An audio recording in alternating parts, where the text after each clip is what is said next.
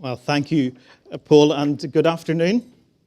It's a privilege to be here at the McCandlish Phillips Journalism Institute at the King's College in association with the soon-to-be Global Media Project. I think I've ticked all the boxes there. I do appreciate that there are some of you in the audience who will have some detailed knowledge of Irish affairs, but it's also my understanding that the majority of you have come to learn, so I'm going to be pitching what I have to say, particularly at those who've come to learn about Ireland. But before we do all of that, let's have a little bit of fun. Setting the conflict in Ireland to one side, I want you to tell me, just shout it out, the first thing that comes to your mind when you hear the word Ireland. Just beer. The Blarney Stone. We do love to talk. Wow, I wasn't expecting that. Bono, you'll hear about him in a moment. Those, shout again? Oh, Bushmills. It's a little early in the day to be talking whiskey. Potatoes. Are you hungry, Jennifer? Those are great answers. You really should open a faculty in Irish Studies, Mr. President. Most people think the shamrock, which I'm surprised you didn't shout out, is our national symbol, but it isn't. The harp is. We're the only country in the world with a musical instrument for a national symbol. I thought someone may say green, but you may be surprised to hear that the colour originally associated with St. Patrick wasn't green, it was blue. And much to our disappointment, everyone isn't Irish on St. Patrick's Day. There are only 3 places in the world where it is still a national holiday. Ireland, of course, the Canadian province of Newfoundland and Labrador because of emigration, and the Caribbean island of Montserrat. No, we don't understand the third one either. Ireland did, however, give the world duty-free. We invented that. Yes, Shannon became the world's first duty-free airport in 1947. We also came up with the Guinness Book of World Records. That was the result of an argument in a Dublin brewery. And don't believe David Beckham's wife when she tells you that her band, the Spice Girls, gave the world girl power. When Mary Robinson stood down as Irish president in 1997, she was succeeded by Mary McAleese. Ireland became the first country in the world to elect 2 women in succession as head of state.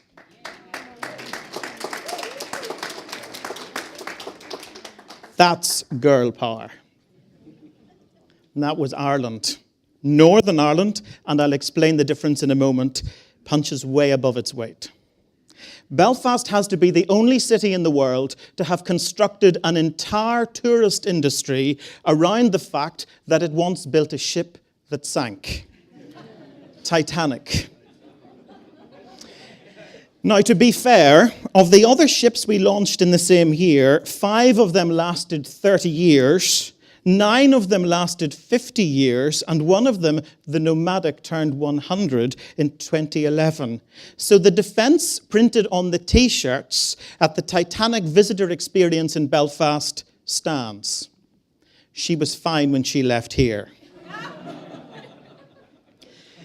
These days, there's much less talk of shamrocks and shipbuilding and much more talk of golf and drama. Rory McIlroy doesn't hail from Hollywood in California. He hails from Hollywood, a small town east of Belfast. And we've gone from producing ships to producing world-class television, like Game of Thrones. Yes, I think that's worth a round of applause as well. Northern Ireland has been utterly transformed by what we call the peace process. It is, without question, our greatest achievement. In the words of one of our finest poets, we made hope and history rhyme. And those concepts, hope and history and rhyme, in many ways have become the touchstones of our story and of my own personal story. So firstly, let me talk a little about our history. At the risk of patronising you, let me explain that the island is divided in two. There are 26 counties in Ireland, an independent country, often just described as the Republic. There are 6 counties in Northern Ireland, still part of the United Kingdom. That's the United Kingdom of England, Scotland, Wales, and Northern Ireland. You think it's good that they named New York twice? We've got 5 names. Era, that's the old Gaelic name. Ireland, Northern Ireland and the Republic, the Emerald Isle, and the island of Ireland. So take your pick depending on your political persuasion. In the Republic, the Catholic community are in the majority. In Northern Ireland, the Protestant community are in the majority. Now fasten your seatbelts for the shortest Irish history lesson ever. Patrick had been a slave in Ireland, but he felt called back there. So he returned with Christianity and education. Isn't that interesting? Religion and education coming together. Something for us to think about when we are talking this week about religion and journalism. He came back to Ireland, and that's why it's still called the land of saints and scholars. When the Vikings invaded, and I have to confess, Blevins is a Danish name, so I'm one of the Vikings. Ireland sought some help from England, but the English outstayed their welcome. Cue the charming King Henry VIII. He had no Irish wife to chop the head off, so he chopped the head off the Roman Catholic Church there instead. Ireland, of course, objected. England crushed Ireland's resistance, confiscated the land, and sent 10,000 Protestant Scots to settle in the north of Ireland. So what had largely been a territorial dispute became a religious dispute. Believe it or not, you just got 800 years in 100 words. 1916 was the year of the uprising. The Irish rebels who led it were executed, but by 1921, Britain had agreed to divide the island just as you see it here. Violent Republicans spent the best part of the century continuing their attempt to bomb and to shoot the British out altogether. The most recent phase of the conflict, 1968 until 1998, claimed 3,600 lives. That's from a population of 1.8 million people. Outlawed groups like the Irish Republican Army claimed 2,000 lives. Loyalist groups, and when I use that term, I'm talking about those who are loyal to the British Crown, claimed 1,000 lives.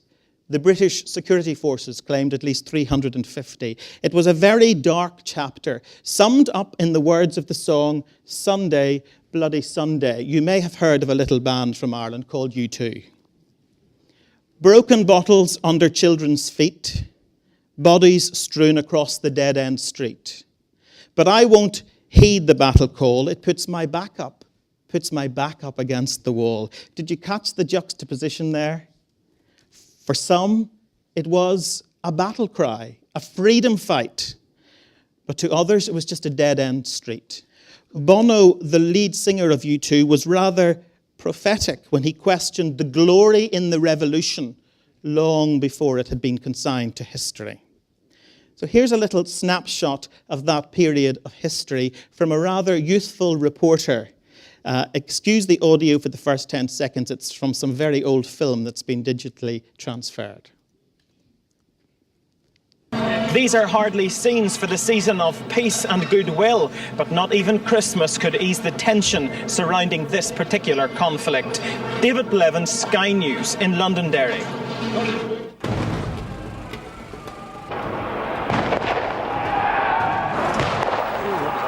Night after night, police and troops came under sustained attack from bombers and gunmen.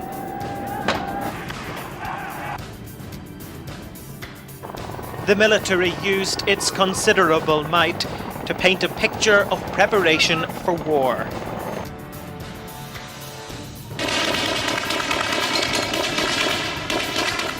Riot squads came under gun attack at flashpoints right across the province. Youths pelted the security forces with 700 petrol bombs.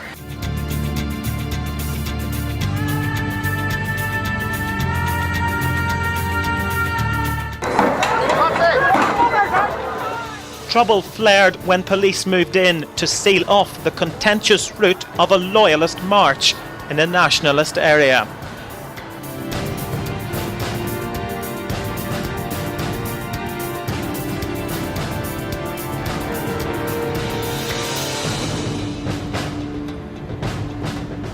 This was a defining moment for Northern Ireland, and peace has not been the winner.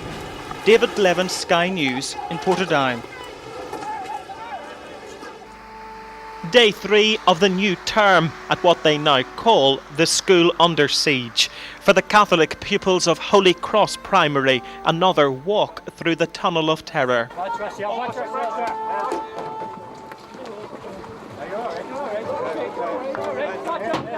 Then, without warning, their disputed route to class is rocked by a blast bomb attack. Children, some of them just 4 years old, dive for cover, then flee in fear.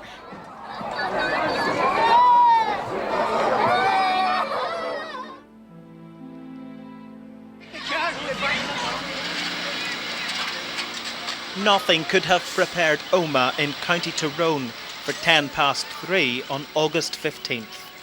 29 people, men, women and children, lay dead or dying in the high street. He was a beautiful boy. He had so much to give to the community. And he's gone. If I give it to you, will you make it clean and wash the pain away? My brother was lying on the middle of the road, dead, and no family around him, nobody at all. You can have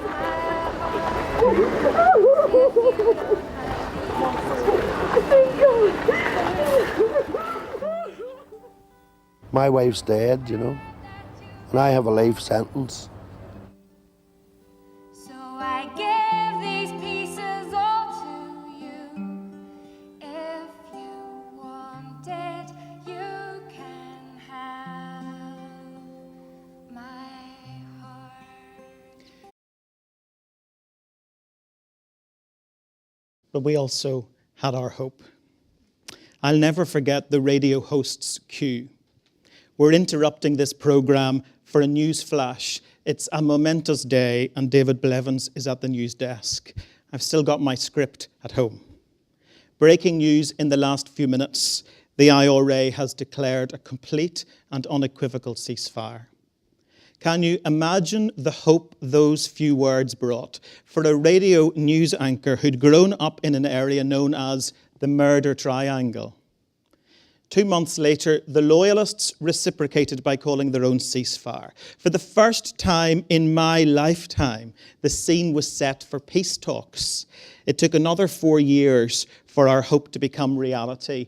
The Irish poet W.B. Yeats wasn't wrong in 1888 when he penned the words, "And I shall have some peace there, for peace comes dropping slow."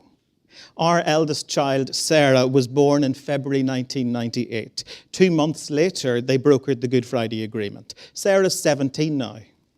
She and her younger brothers, James and Joshua, have grown up in a very different Northern Ireland. Our minds were filled with pictures of bombs and bullets from the 6 o'clock news on television. Their minds are filled with pictures of Ed Sheeran and Taylor Swift from Twitter and Instagram and Snapchat and every other social media platform. Who brought us hope? I'm going to introduce you to some people. John Hume, the leader of moderate nationalism. He's often described as the architect of the peace process. He famously said he didn't give 2 balls of roasted snow what skeptics thought of his decision to bring the IRA in from the cold. Working alongside him was David Trimble, the first pro-British unionist leader who had the courage to share political power with Irish Republicans.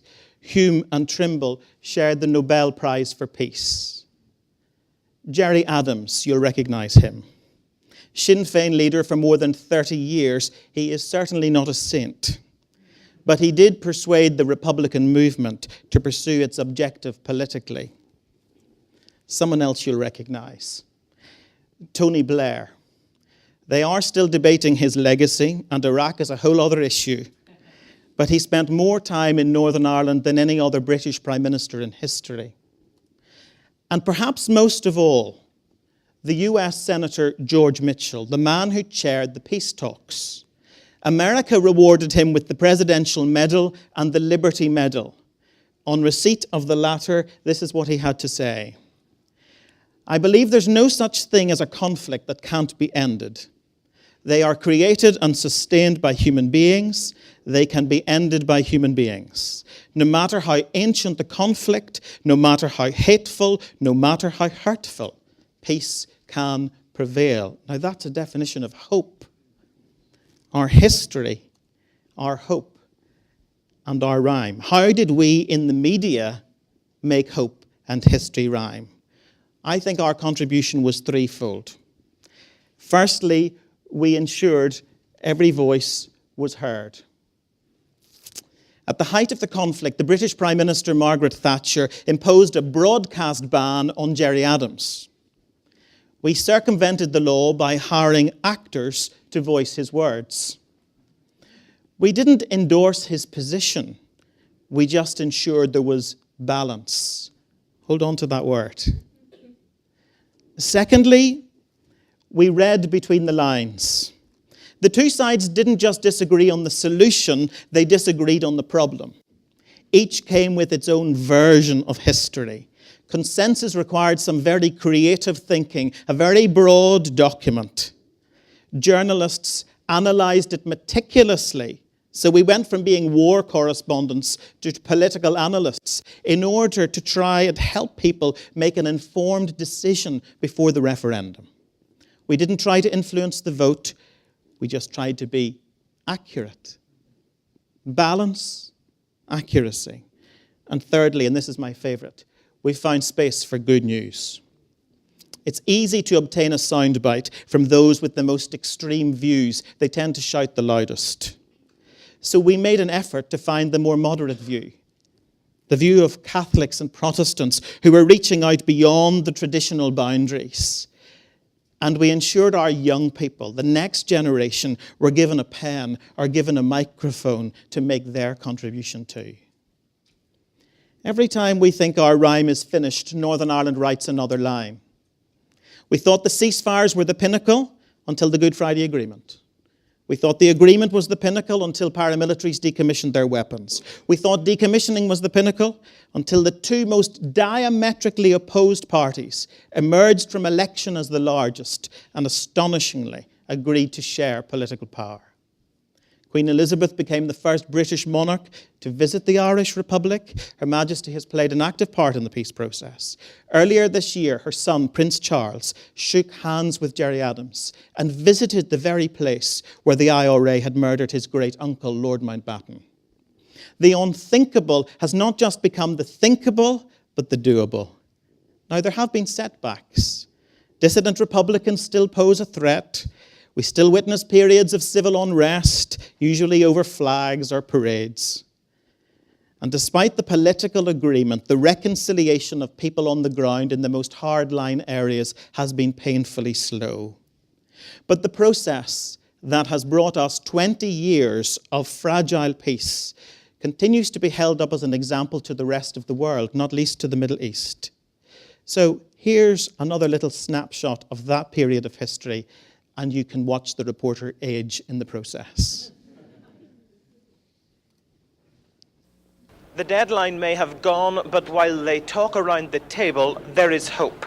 One day late, the politicians may be about to decide the destiny of their people. They talked and they walked while the whole world waited. Could this be the day? Would April the 10th be Northern Ireland's Good Friday? I'm pleased to announce that the two governments and the political parties of Northern Ireland have reached agreement.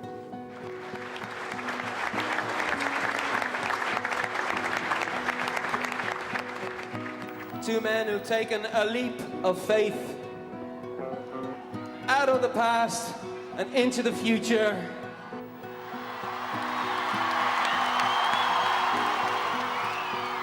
Both of them already knew that their audience of young people held the key in this yes or no referendum that would change the voting habits of an entire generation. What happened on Bloody Sunday was both unjustified and unjustifiable. It was wrong. This is what they call Free Derry Corner, at one time a no-go area for British soldiers, today a stop on the tourist trail. It overlooks the Bogside, scene of the Bloody Sunday shootings, an event that changed the course of Northern Ireland's history.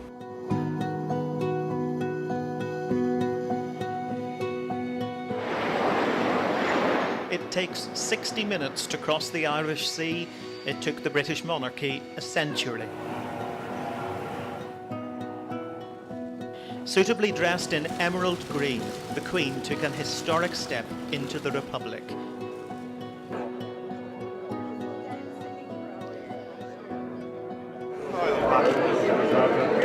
Prince Charles became the first member of the royal family to shake the hand of Gerry Adams. One, the heir to the British throne, the other, the world's most recognisable Irish Republican. This is the very spot the bomb exploded, where Prince Charles lost the man who'd been his father figure. No one ever imagined he'd be able to come here in person one day to make his peace with that.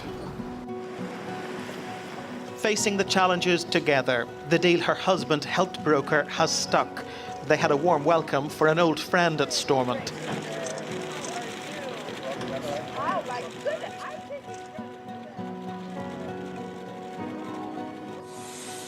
They'd come to address the generation of peace, young people born after the ceasefires.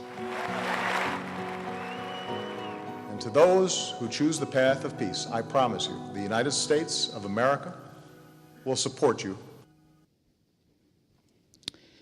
Our history, our hope, our rhyme. Now let me share. Thank you.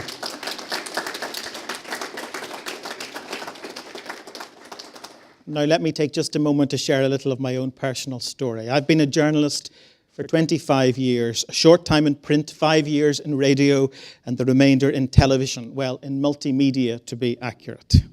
It's been an absolute privilege to witness Northern Ireland's transition from conflict to peace and to share that with the world, a potential audience of millions watching Sky News in 50 countries around the world.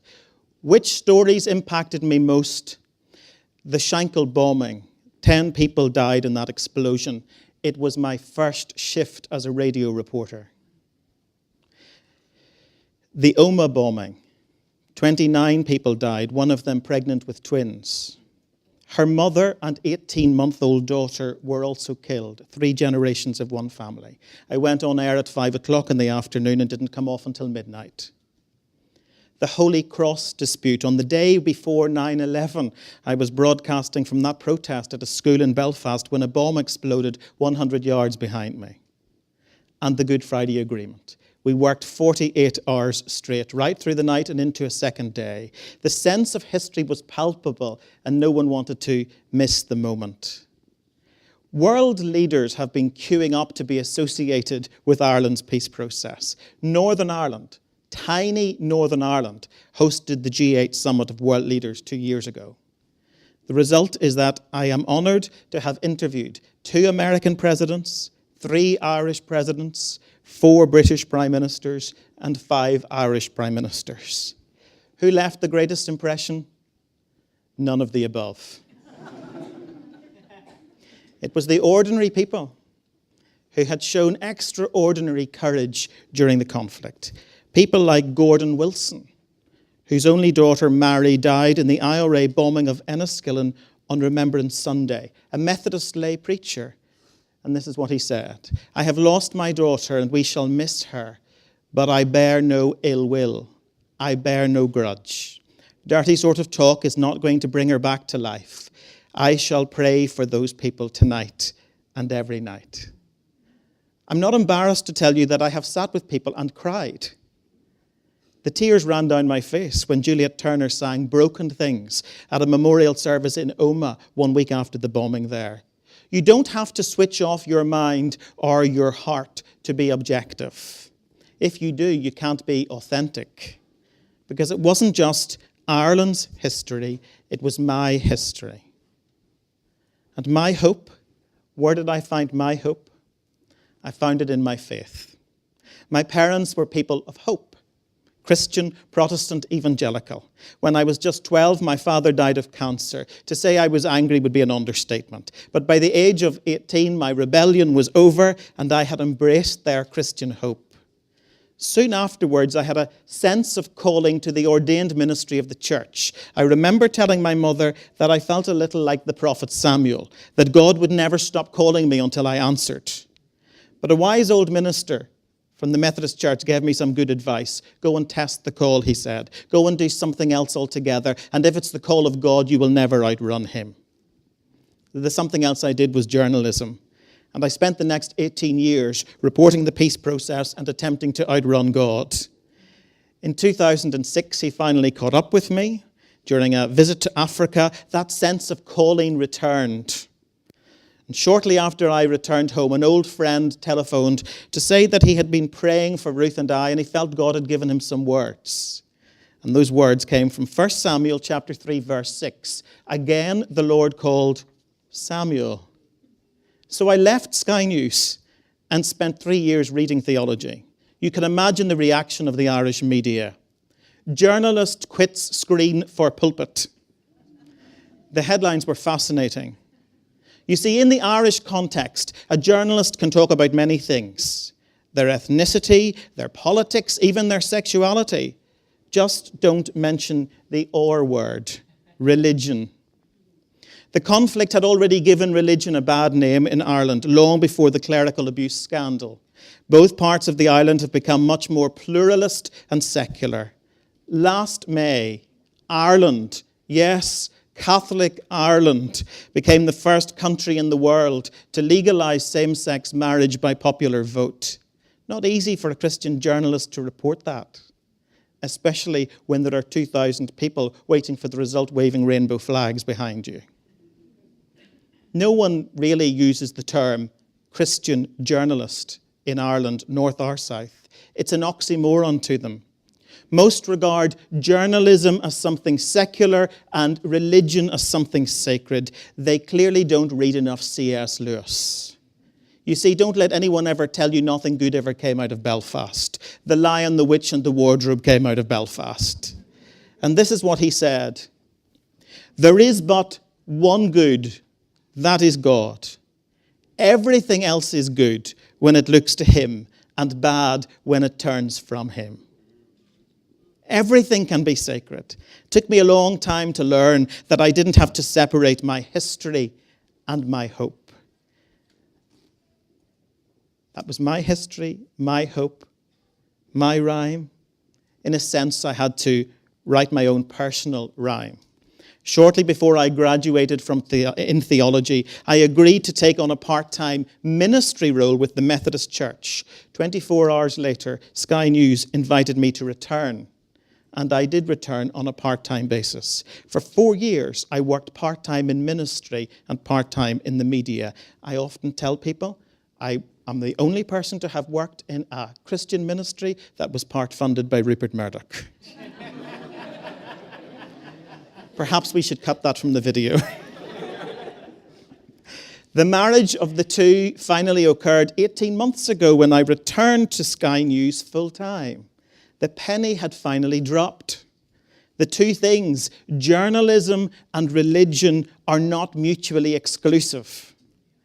God wasn't calling me to the ordained ministry. He was calling me to live out my Christian faith in the media. You see, Samuel was a priest, but he was much more of a prophet. God was calling me to gather the news ethically and to report it with integrity. There is more to journalism than accuracy, but there is never less. To quote Terry Mattingly, a man who knew U2 before they were famous. We need reporters who can answer the God question in journalistic terms, not religious terms. In short, we need reporters who get religion. When Islamic Jihad is posing a threat in the land of St. Patrick, a journalist who doesn't get religion doesn't get the biggest story of this generation. Journalists who don't get religion stick out like a sore thumb in Belfast. They say things like, prayers were said for the Protestant victim. Protestants don't pray for the dead in Northern Ireland. But journalists who do get religion have made an enormous contribution to the search for peace, ensuring every voice is heard, questioning opinion that is presented as fact, giving truth priority over political correctness. A.W. Tozer said, "Let every man abide in the calling wherein he is called, and his work will be as sacred as the work of ministry." It's not what a man does that determines whether his work is sacred or secular. It is why he does it. Why do I do it? Because Ireland needs reporters who understand religion. Reporters who understand that others come with a different worldview, and reporters who let their journalism do the talking. It's never been so important in Ireland, now that stories about marriage, abortion, euthanasia, and not sectarian conflict are topping our news agenda too. Journalism was my history. Theology expressed my hope. So I suppose a journalism that gets religion could be described as my rhyme. And I'm finally getting to recite it in a place that is at peace. It was 1848 when President Kennedy's great-grandfather Patrick left Ireland on a famine ship. He and his future wife Bridget Murphy set sail in search of a better life. They could never have imagined the impact their family would have on the United States. It's hard to find the famous green glens of Antrim. It's even harder to reach them. We had to abandon our 4x4 and trek our way in to the McGarrell family farm. These people don't need to tell you how desperate they are. You can see it in their eyes. Some help may be getting through now, but for so many of their animals, it's already too late. It's the last place you'd expect to meet jihadists, but Ireland has more than its share. Hussam calls himself a soldier of summer. He fought in the Libyan Revolution. Back in Dublin, he suspects he's being monitored by security services, but says he doesn't pose a threat because he wasn't radicalised, despite the potential.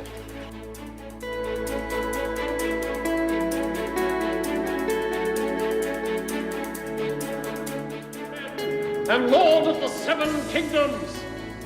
7 noble families have staked a claim to the Iron Throne. She didn't try it out for size, but did receive a miniature version. Was that made here too? And there was no battle for the kingdom when the Queen met the Queen and other members of the cast. I've been thinking I'm going to meet the Queen. It didn't really register, and then there was the Queen, and it was really very overwhelming. She's a very cool woman. Counting is underway in Ireland's referendum on same-sex marriage. It could make Ireland the first country to legalise gay marriage by popular vote.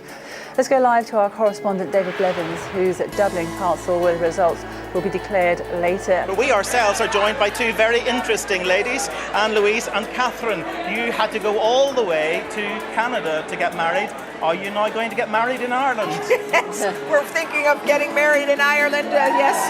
Well, our marriage will now be recognised in Ireland. And it's a great day in Ireland. It's a wonderful day.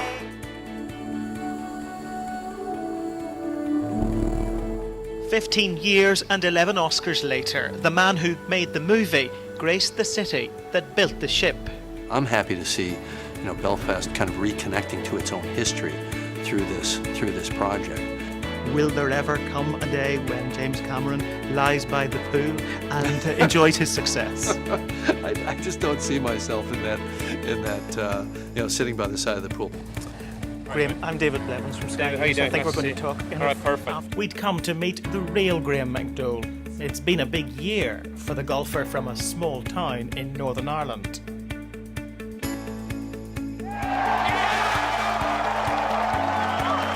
Europe had been waiting 40 years for one of its own to win the US Open.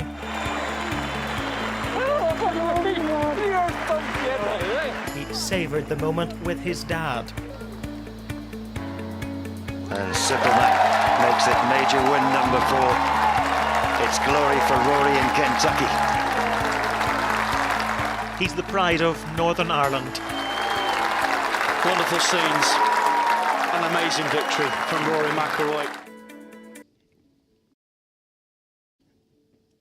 So just to conclude, war correspondents, that's effectively what we were in Ireland, tend to thrive on danger. Sometimes people ask me if I'm disappointed there is less violence to report on my beat now.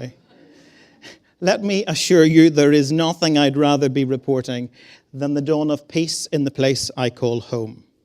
It didn't unfold in the corridors of power at Parliament buildings in Belfast. It came from the ground up, when Catholics and Protestants reached out to each other and discovered in the process that they weren't that different. The firebrand unionist, the Reverend Ian Paisley, and the former IRA commander Martin McGuinness not only shared power, they became very good friends and were pictured laughing together so often they were nicknamed the Chuckle Brothers. What united these ancient enemies? They spent enough time together to discover that the other just might not be a monster after all. We must do more to enable our young people, especially in Ireland, to spend more time together. My son James spent the month of July in Kansas, Catholic and Protestant teens together taking part in something called the Ulster Project. It's built on the premise of peace by peace. And we need America especially to keep pushing for integrated education in Northern Ireland. Why should you do that?